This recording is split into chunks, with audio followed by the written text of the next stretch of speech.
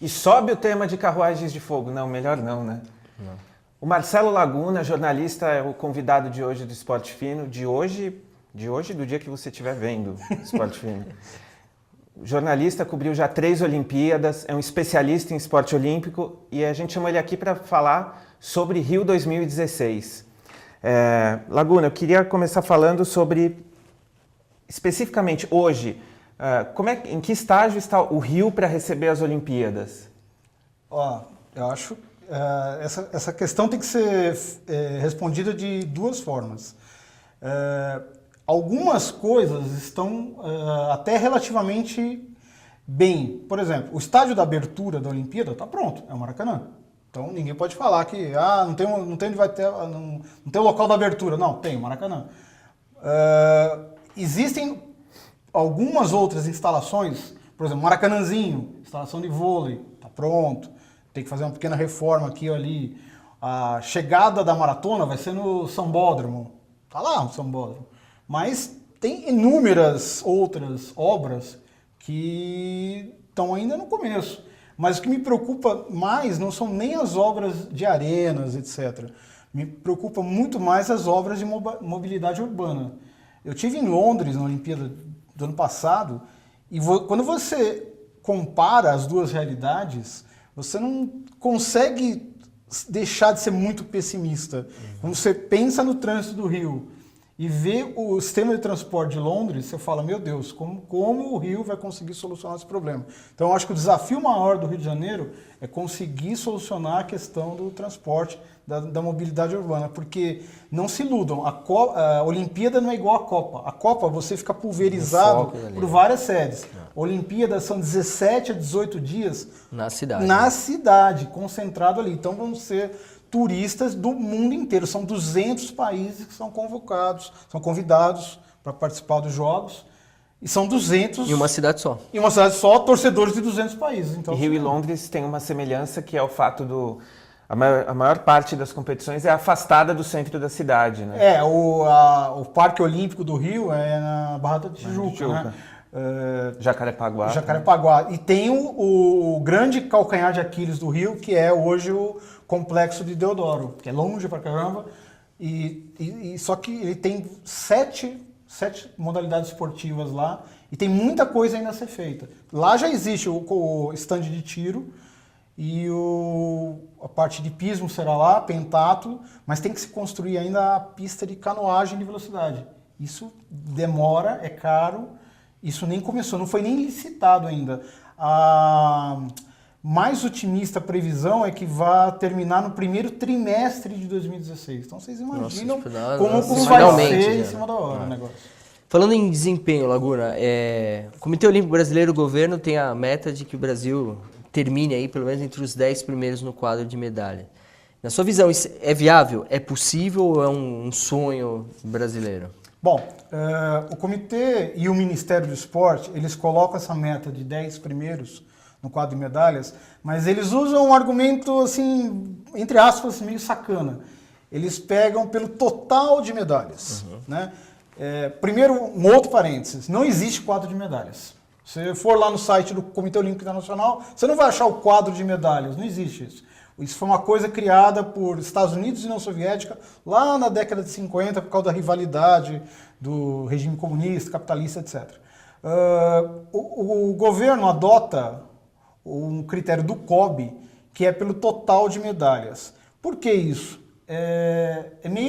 Parece meio lógico que vai haver um investimento muito grande em várias modalidades, e o anfitrião sempre acaba, até a empolgação da torcida, mãozinha de juiz, etc., acaba amealhando várias medalhas. Então, no total, é até possível que o Brasil atinja essa meta. Por exemplo, hoje, nesse ano olímpico, esse ano de esportes olímpicos, o Brasil conquistou 25 medalhas em esportes olímpicos. Hoje o Brasil estaria, pelo total, em 8º lugar. Estaria nesse ranking do governo e do possível ranking do COB. Agora, respondendo a sua pergunta de forma objetiva, eu acho muito difícil. Acho muito difícil. O Brasil vai ter que superar muito, principalmente na parte de preparação, porque é uma meta muito difícil de ser alcançada, eu acho. Mas não é uma exclusividade do Brasil contar pelo total, né? Me lembro que em Pequim os Estados Unidos contavam pelo total. Porque eles estavam perdendo da China. Os americanos, eles ficaram à frente da China. Você vai mudando o critério. O critério, por isso que eu falei, é o critério sacana. Justamente porque não existe o critério. Exatamente. Né? O COI não liga para isso. Não liga para isso. O COI ele quer saber quem é o campeão olímpo. E os recordes mundiais. E os recordes, né? etc. Ele não quer saber quanto dinheiro vai render cada Olimpíada. Claro. É muito importante. Quer falar do... Não, e dentro ainda dessa questão de até onde o Brasil pode ir, Laguna, e agora existe até um pouco de uma polêmica se isso é correto e se estamos no timing certo para ser feito isso, de incentivos específicos do governo para conseguir medalhas, né? E aí se fala até na questão do Bolsa Pódio, é isso mesmo? Que vai aí favorecer alguns atletas aí com muito potencial, não muito promessas, mas com potencial realmente já de medalhas, de atletismo, natação e outros esportes olímpicos. Qual que é a sua visão desses incentivos, se ele é importante, se acha correto e se isso pode significar um ganho em volume total de medalhas ou de medalhas de ouro, enfim. Certo. Bom, E estamos no time certo? Enfim, então, eu parto assim do ponto, a filosofia do plano é perfeita. Eu acho que tem que ter uma ajuda mesmo. Eu acho que, infelizmente, a iniciativa privada não consegue enxergar nos esportes olímpicos algo relevante para divulgar suas marcas. Se o cara não tem patrocínio, o cara não tem como evoluir. O cara não tem como dinheiro para ele viajar, fazer intercâmbio, pagar etc. um bom técnico. Pagar um técnico, a confederação, nutricionista, a própria confederação não tem tanta verba disponível. Então, a filosofia do plano é ótima. Eu acho que ela está pelo menos 8 anos atrasada. Ou, diria assim, desde 2009 já deveria ter sido feito isso. Quando o Brasil ganhou o direito, quando o Rio de Janeiro ganhou o direito de sediar os Jogos Olímpicos, isso aí tinha que já ter dado start naquela época. Você não forma campeões em 3 anos. E funciona como? Eles recebem uma mesada do governo é uma ajuda de custo mensal que varia de 20 mil pros atletas, o teto, aos atletas top, os campeões olímpicos, por exemplo, César Cielo da natação, Arthur Zanetti da ginástica, até 5 mil reais. E essa bolsa ela é reavaliada ano a ano. Isso é importante dizer. O Ministério e as confederações fazem essa avaliação para ver se aquele fulano merece continuar ganhando esse montante. Valor. E tem também um auxílio para a parte multidisciplinar, técnico, médico, fisioterapeuta, etc. Mas só desculpa, Laguna, mas a ideia do projeto é boa, mas não é curioso, por exemplo, você ter no atletismo 2 atletas da mesma modalidade, um com potencial já forte porque é consolidado, ou ganhou uma medalha, ganhou no Mundial, alguma coisa, e outro ali par dele sem esse incentivo. O que não é pouco individualista? Não, tem um critério. O critério é o que o cara faz. Tá. É o desempenho dele. É o desempenho do cara, o desempenho no ano. Então eles usam...